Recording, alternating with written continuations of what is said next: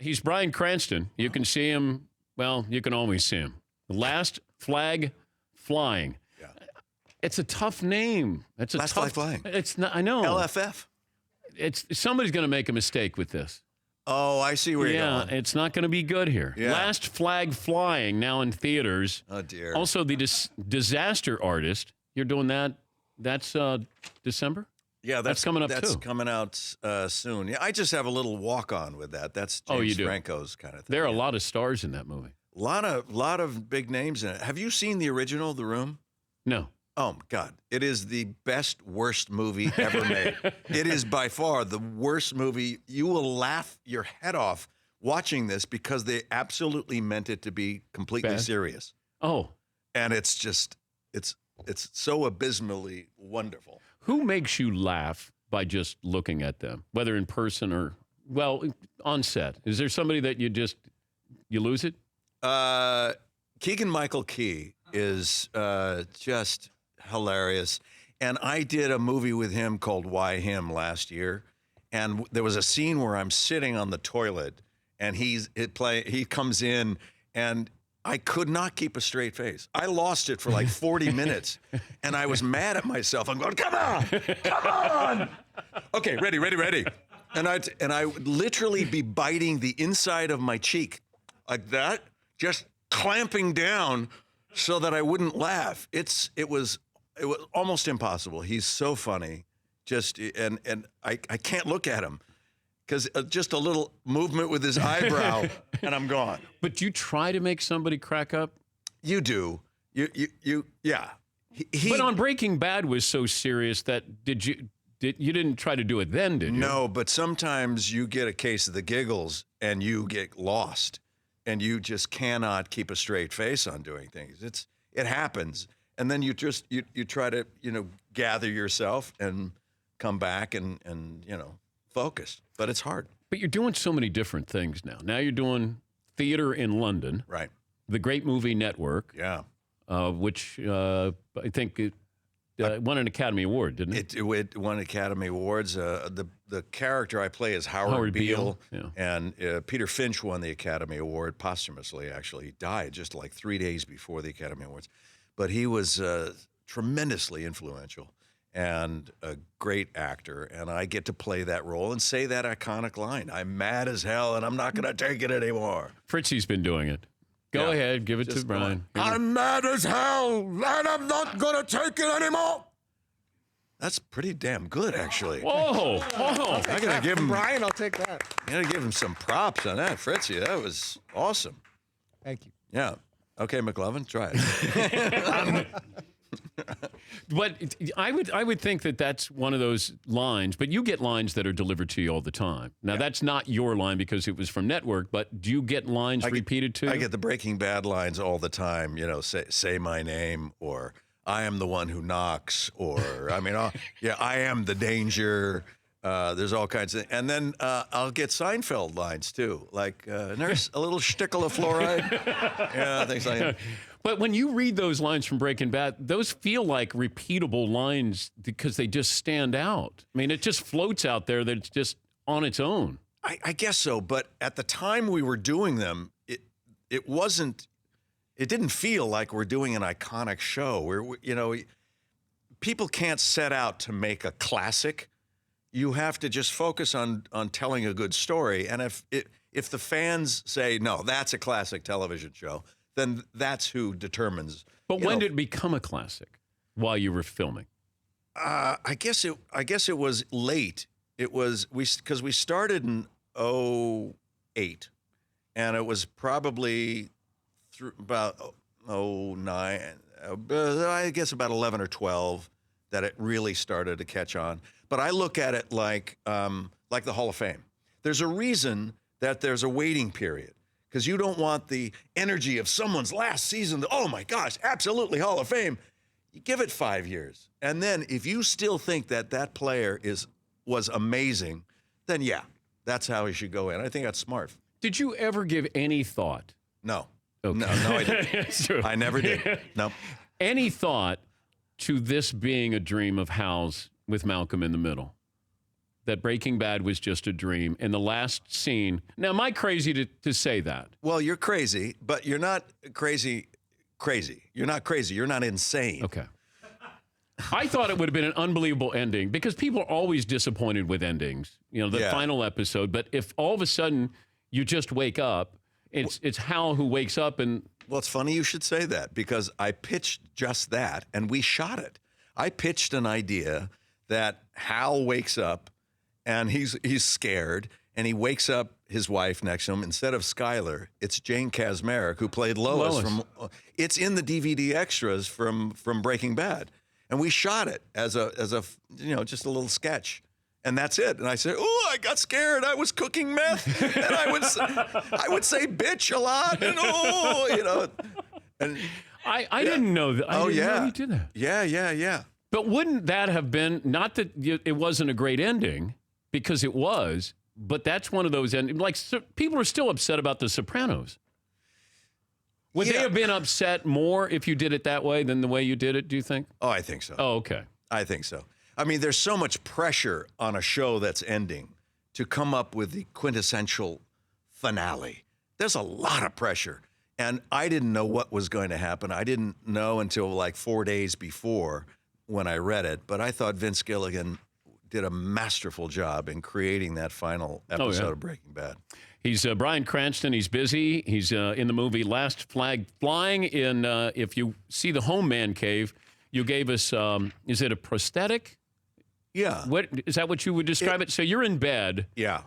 And as a Vietnam vet coming back home. Well, no, that's from a different movie. It's a different movie. Wait. Yeah, it's from a completely different movie. Wait, the phallic symbol is from a different movie than Last Flag? I have more than one phallus in different movies. I didn't know that. Oh, yeah, I carry them with me. I sign them and give them away to fans. Okay, wait, so our phallic symbol is from what? Is from a movie called The Upside with Kevin Hart. Okay. And that comes out next year, like March or April or something. I've been telling everybody when I watch the trailer, I go, Bryan sent us something from that movie. Yeah, no. It's okay. So it's not okay. Never mind. I have a different phallus surprise in Last Flag Flying. You do? Not really, but I just thought I'd tease it out there. I screwed it up. It's in theaters now. That's really a good movie, by the way. It is. Lawrence Fishburne's in there. Lawrence Fishburne, Steve Carell. Steve Carell, funny guy. Very funny guy. Well, let me take a break. We'll talk about it. Take a break. Yeah, we'll take a break. I want to ask you about Charles Manson too. Okay. Yeah. He's dead, by the way. He is. Yeah. But you saw him when you were 12? I was as close to him. No, wait. Okay. It's called a tease. You're such a tease, Dan Patrick. I am. Okay. He's Bryan Cranston. We're back right after this. He might be the best actor of our generation. Wait a minute. I'm here, too. No, I'm talking about you. Oh, gosh. Talking about you. Oh.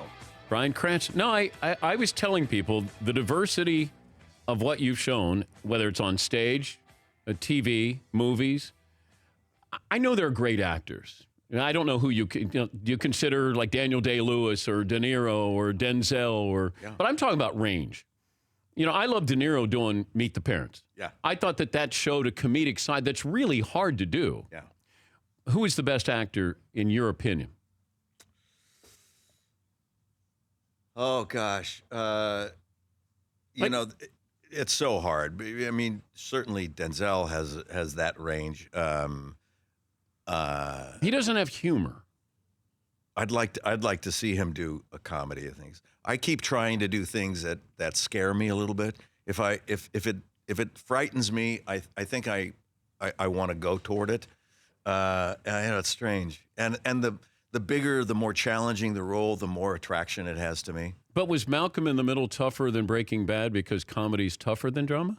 In some ways, but not always. I mean, the idea of going to work and you guys do it here. You go to work. Your job is to entertain, be spontaneous, be funny, and be knowledgeable on everything that's going on in sports. Yeah, that's a lot on your plate. Yeah. If you were just knowledgeable in sports, but it wasn't entertaining, you guys wouldn't be on the air that long. Yeah. It just wouldn't work. Yeah. So you have a lot to do, and that's the same thing. You go to work, you have to be funny, you have to tell the story. On stage, it's different. You have a relationship with an audience that you just don't have in film and television, and I like that part. But too. you get to see somebody's reaction as opposed to on TV or in a movie. You don't know how we're reacting. Right. Do you ever alter your performance in theater on stage when you see a crowd's reaction to you? All the time, constantly. You're constantly making little adjustments throughout a performance. And then you have a thought in retrospect. You go, maybe tomorrow I'm going to try that. I'm going to delay that line just a second more before. And you're constant, just like a bird in flight is constantly maneuvering and changing its angle of the wings. That's the way I feel like when I'm on stage. Nothing is set. You're constantly trying new things. What about Curb Your Enthusiasm? Oh, it's so much fun. But that process, what are you told by Larry David? Larry says, okay, here are he gives a page of a scene. He says, here's your character. You're my therapist. And the one responsibility in this scene, for example, is that you need to somehow get out that you really enjoy truffles. And you and your wife love truffles. And, and so that's about it. And then his responsibility was to get out in one of the scenes we did was that his disappointment with the chair that I supply for my patients. And so that was his responsibility at some point during the conversation.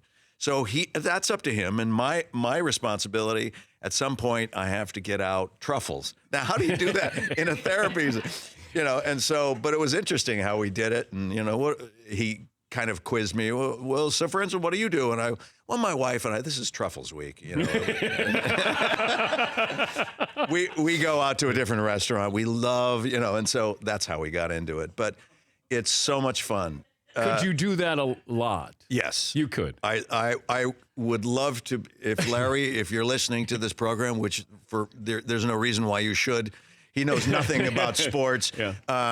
I would love to come back and do it, especially to play his therapist again. That's fantastic. All right. Last flag flying. 30 years after serving together in Vietnam, you have Steve Carell and you also have Lawrence Fishburne. You reunite, different type of mission. You're going to bury Steve Carell's son, right? Yes. And you're going to New Hampshire to bury him. Well, at first, we're 3 Vietnam veterans. We knew each other, and something went down that was not kosher back in the day. Steve Carell paid for our indiscretions, and we felt, Fish and I, our characters felt responsible and guilty about it, and trying to deal with PTSD in our own ways.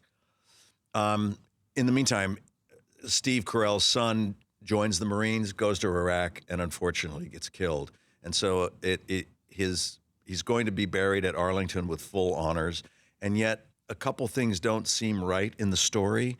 And Steve decides, I don't want to do that. I want to take him back to New Hampshire and bury him next to his mother.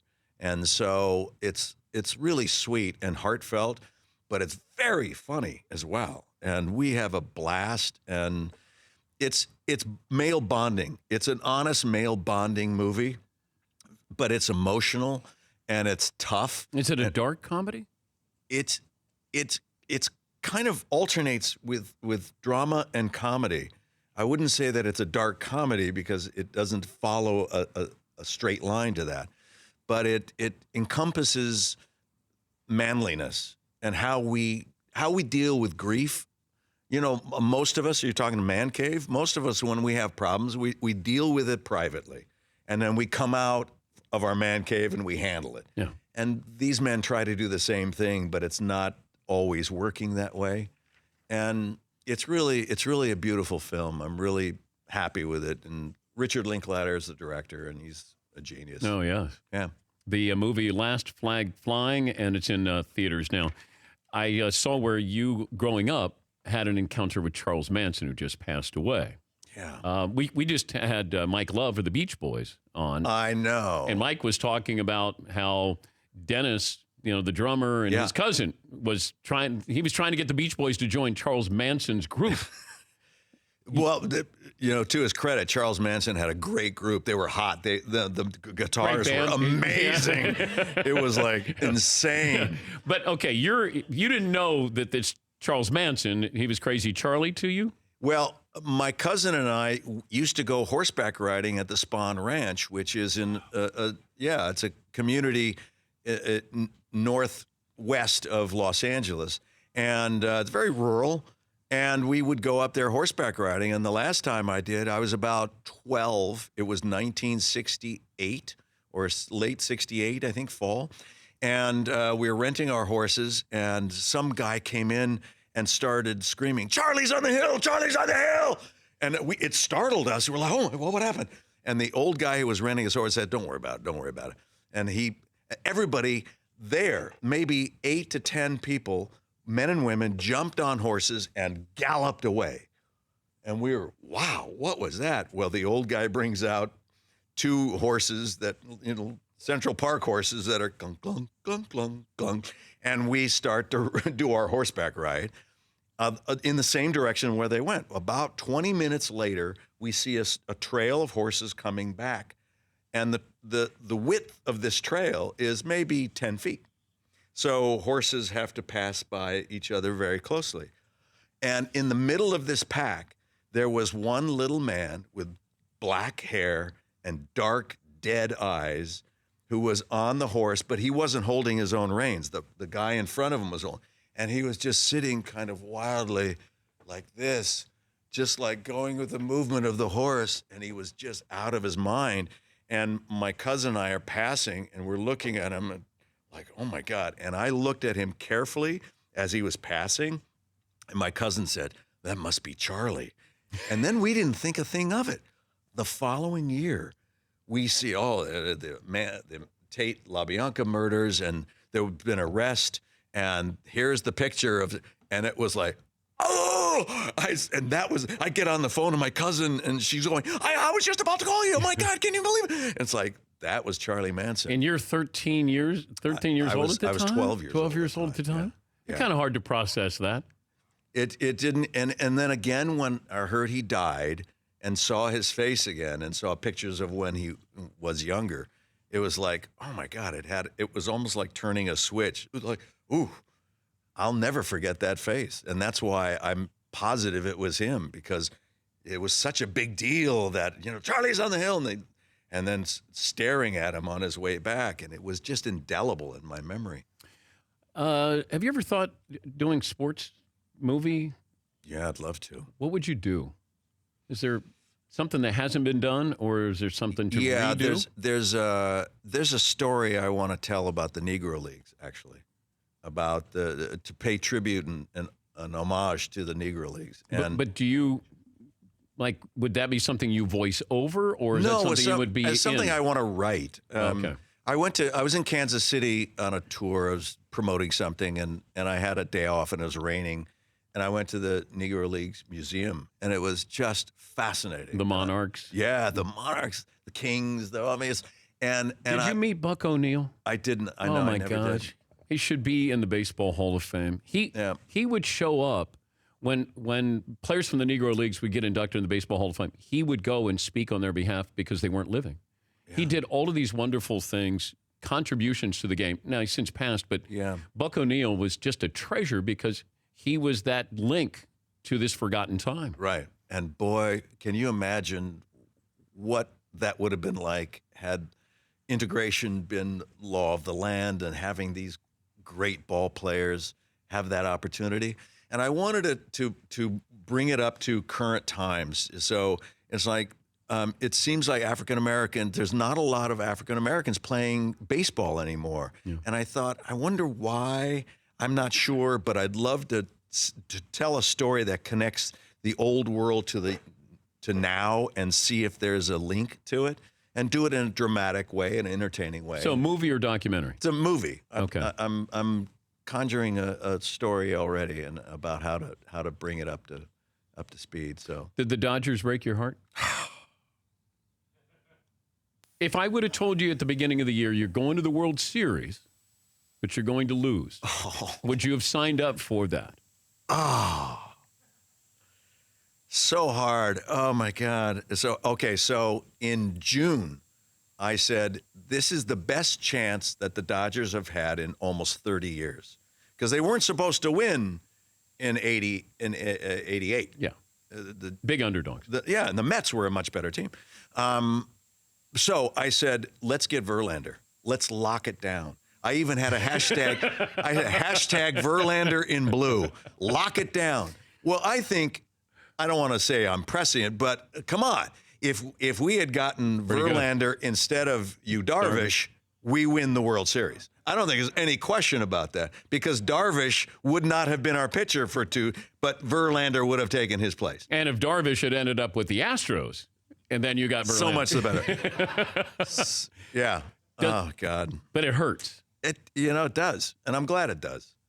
Yeah, you're a true fan. Yeah, you're a true fan. Anyone who doesn't feel a little pang of pain when your teams don't win, then you're just a mild, fair weather fan. Do you got good seats?